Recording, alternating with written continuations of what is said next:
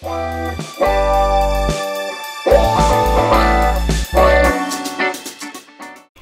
kita langsung masuk buka ke Microsoft Word.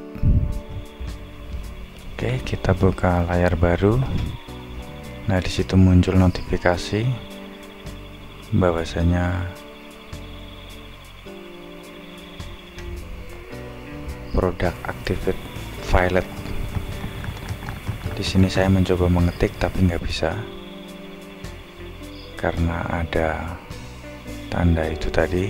Mencari solusinya, buka folder C, masuk ke program file, masuk ke Microsoft Office 16.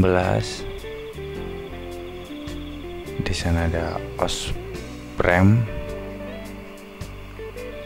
klik kanan, run as administrator. Kita tunggu.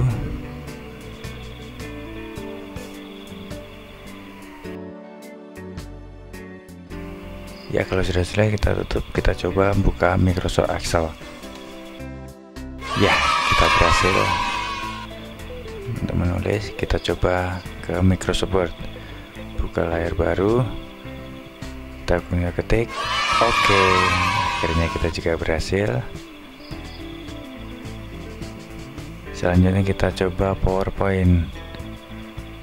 Kita coba ketik. Yes, juga bisa.